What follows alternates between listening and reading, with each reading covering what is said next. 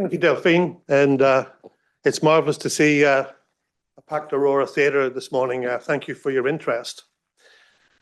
So I'll kick off today's proceedings with a talk on abrupt change. And you'll be hearing a lot about the abruptness of change that we're seeing as we move through the presentations today. It's going to be a recurring theme.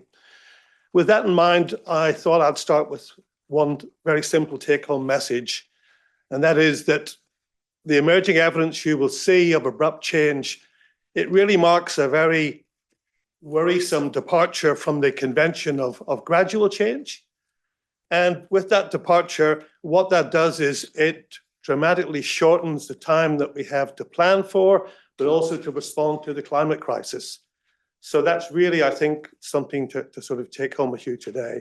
And as you'll see, and you can see in the image here, the inextricable linkages we have between the ocean, the atmosphere, and the cryosphere, the different states that we have the ice in, makes this a big challenge to try and tease apart what is driving abrupt change.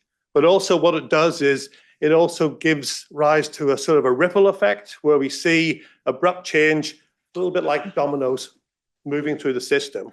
And I'll give you a couple of examples of that today. Other speakers will dive into the detail. So thank you. And so I thought I would start with a figure like this. This goes back to, I said, this departure from this convention of gradual change. You've probably all seen these. This is from the last Intergovernmental Panel on Climate Change, the IPCC report, AR6 in 2022. What you see here is the past, the present, and then moving into a range of different futures. This is the amount of global temperature change in the atmosphere. These are a range of scenarios, from particularly frightening, a very high emission scenario, 6 degrees of warming, down to what we're currently aiming for, 2 degrees or less of warming. The other thing to note then are these are the outputs from a whole range of models, from CSIRO next door, right across the world. The amplitude of these different curves, the sort of colored area, that represents the... No, it's fine. That represents the consensus view of the models. But the key thing to take in from this is we have decades in which to maybe plan for and prepare for and respond to this gradual change. But yet we're seeing abrupt change now. Change not on decades, but on years.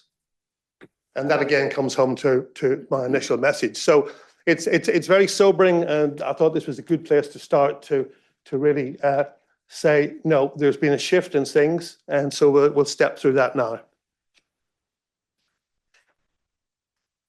And so scientists across the programs represented there in the panel kept seeing evidence of abrupt change, not just in the cryosphere or in the ocean or the atmosphere, or indeed with marine life on the continent or in the Southern Ocean, so much so that they decided to put together a synthesis paper to try and raise awareness on this issue.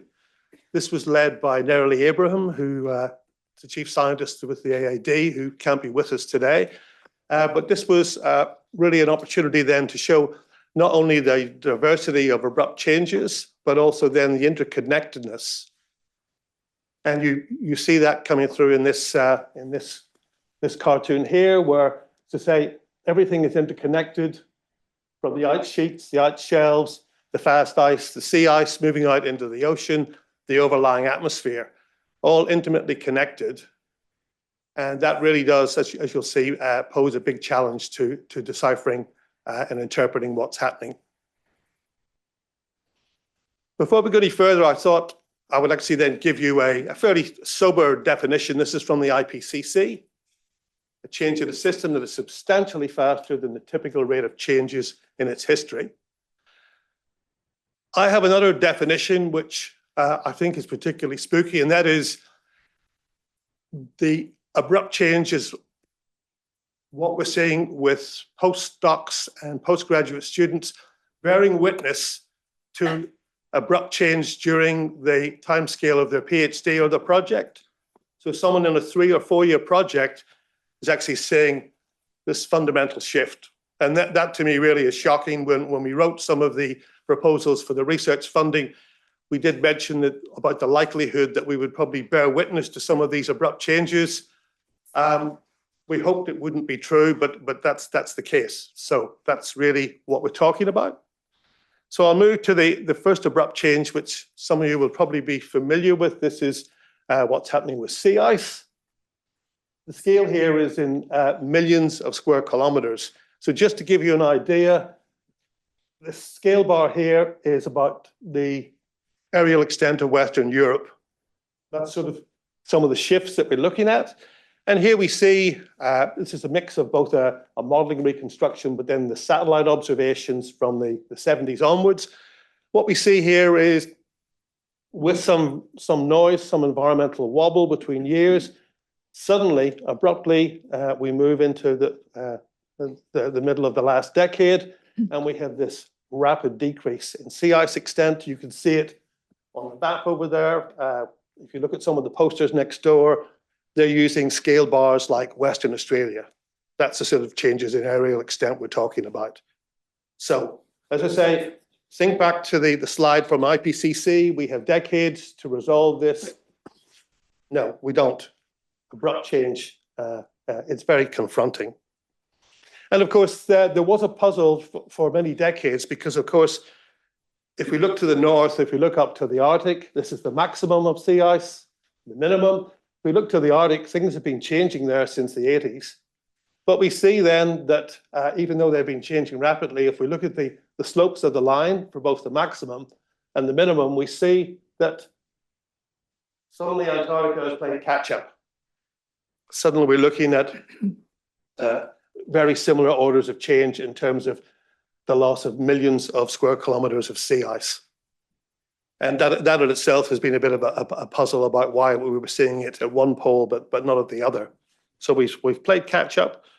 And there was a document released a couple of years ago on thin ice. You may have read it. It was released by the organizations organizing this event.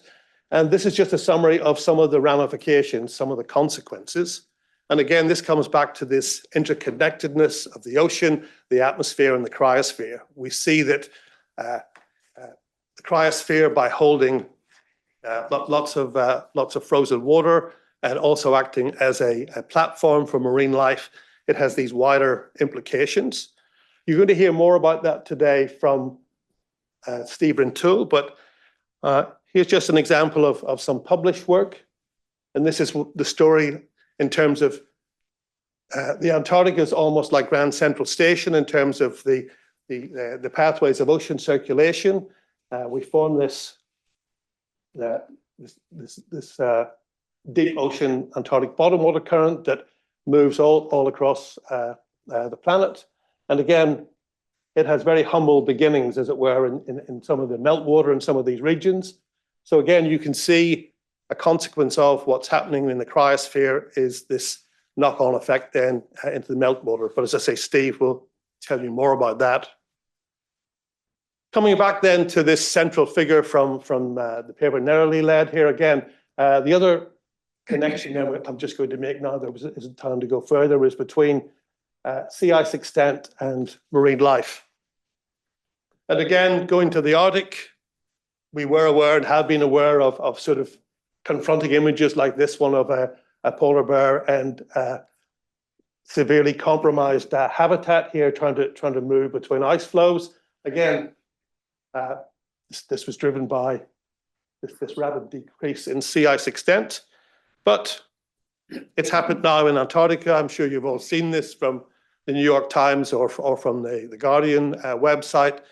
We did have these catastrophic breeding failures, which again were linked to the availability of sea ice as a habitat for shelter, for rest, and to really drive these breeding cycles. And so one of the challenges we have as scientists is not only to bear witness and to communicate this, but then to try and tease apart what's actually going on. And again, this is a figure from the synthesis paper. Again, we can see then we have sea ice decline. We have then these biological regime shifts. some of which may be irreversible. And what we can start to do then is start to look at some of these feedbacks. And again, we think some of the reason for the abruptness is linked to some of these very powerful feedbacks. In this case here, we have habitat loss and the failure of sort of breeding cycles taking place. And this is not just in isolated areas. Because of the conspicuous disturbance on the sea ice that the emperor penguins make, we can track this from satellites. So we see this is really truly circumpolar and is ramping up. So we've got this compound problem right around Antarctica that's taking place. There's not time to go into it today, but this is just one example of these so-called regime shifts and issues. There are others happening on terrestrial and also in marine systems. So it's not just emperor penguins, but again, no time to really go into that today.